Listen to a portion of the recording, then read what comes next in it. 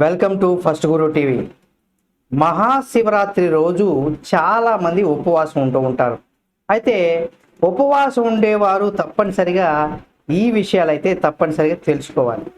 అందులో ముఖ్యంగా మనం ఏంటంటే మన భారతీయులు ఎక్కువగా జరుపుకునే పండుగల్లో మహాశివరాత్రి పండుగ కూడా ఒకటని మనం చెప్పుకోవచ్చు.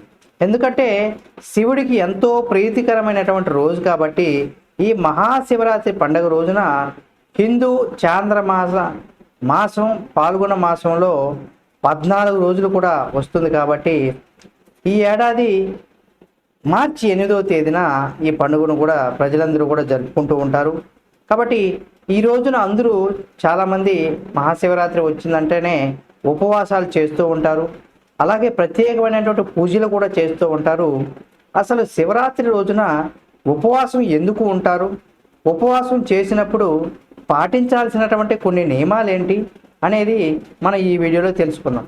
తెలుసుకునే ముందు మీరు కనుక మన ఫస్ట్ గురు టీవీ ఛానల్ మొట్టమొదటిసారిగా చూస్తున్నట్లయితే మన ఛానల్ని సబ్స్క్రైబ్ చేసుకొని పక్కనే ఉన్న బెల్ బటన్ నొక్కడం మాత్రం మర్చిపోకండి. తప్పనిసరిగా ఆ శివుని అనుగ్రహం మీ అందరికీ ఉండాలని కూడా మన first Guru TV channel subscribers తెలియజేసుకుంటున్నాను. అలాగే శివరాత్రి రోజున ఉదయాన్నే లేయాలి, స్నానం చేసి శివునికి పూజకు అన్నీ కూడా సిద్ధం చేసుకోవాలి. ఉదయం ఉపవాసం చేయడం వల్ల ఎంతో పవిత్రం వస్తుందనేసి కూడా చెప్తూ ఉంటారు, పవిత్రత కూడా కలుగుతుందనేసి కూడా చెప్తూ ఉంటారు. అందుకే ఈ హిందువులంతా కూడా ఈ రోజున ఉపవాసం ఉండి జాగరణ కూడా ఉంటారు. ఒక్కరోజు ఉపవాసం ఉండి జాగరణ చేస్తే సంవత్సరం అంతా కూడా ఆ శివునికి ఆరాధించినటువంటి పుణ్యం మనకు దక్కుతుందని చాలామంది పెద్దలు చెబుతూ ఉంటారు, మనం కూడా నమ్ముతూ ఉంటాం. అలా చేయడం వల్ల కూడా మనం చేసినటువంటి పాపాలన్నీ కూడా తొలగిపోయి మనకు పుణ్యం కలుగుతుందనేసి కూడా ప్రజలందరూ కూడా భావిస్తూ ఉంటారు. అసలు ఉపవాసం ఉండేవారు కొన్ని విషయాలైతే వాళ్ళు తప్పనిసరిగా వాళ్ళ దృష్టిలో పెట్టుకోవాలి. అంటే జ్యోతిష్య పండితులు కూడా ఇదే విషయాన్ని అయితే చెబుతూ ఉన్నారు. అవి ఏంటంటే ఉపవాసం ఉండేవారు కొందరు అసలు నీళ్లు కూడా తాగకుండా ఉంటారు. అలా చేయడం వల్ల మన శరీరం శుభ్రం అవుతుందనేసి కూడా భావిస్తూ ఉంటారు. అయితే మరికొందరైతే పండ్లు పాలు టిఫిన్ కూడా చేస్తూ ఉంటారు. వాటికి బదులు ఇలాంటివి కూడా తీసుకుంటే మంచిదండి చెప్తూ ఉంటారు కొంతమంది. అయితే సగ్గుబియ్యం, మినుములు, గుమ్మడికాయ, బంగాళదుంపలు ఇలా మనకి కొన్ని ఫుల్ మకానా వంటి అరటిపళ్ళు అలాగే పెరుగు వంటివి తీసుకోవచ్చు అని కూడా చెప్తూ ఉంటారు. గోధుమలు అలాగే బియ్యం, కూరగాయలు, పప్పులు వంటి ఆకుకూరలు మాత్రం వాటికి దూరంగా ఉండాలని కూడా చెప్తూ ఉంటారు. ఇక శివయ్యకు బియ్యం పాలతో చేసినటువంటి తీపి వంటకాలను సమర్పించాలి.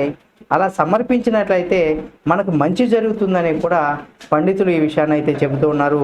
కాబట్టి ప్రతి ఒక్కరు కూడా ఈ ఉపవాసం ఉన్నవాళ్ళు, జాగరణ చేసేవాళ్ళు తప్పనిసరిగా రాత్రంతా కూడా ఏదో సినిమాలు లేదా ఏదో ఆటలాడుకుంటూ పాటలు పాడుకుంటూ కాదు, మామూలుగా జాగరణ చేయాలనుకున్న వాళ్ళు ఎవరైనా సరే భక్తితో మరి ఇంట్లో కావచ్చు లేదా దేవాలయాల్లో కావచ్చు శివనామస్మరణ చేసుకుంటూ ఉండాలి.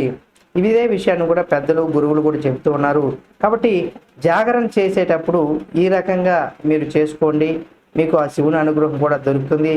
ఇక ఉపవాసం అనేది కూడా ఎవరైతే అనారోగ్య కారణాలతో ఉన్నారో వాళ్ళు ఉపవాసం చేసినట్లయితే మీకు కొంత నీరసం వచ్చి మీరు ఆరోగ్య సమస్యలు కూడా ఎదుర్కొంటూ ఉంటారు.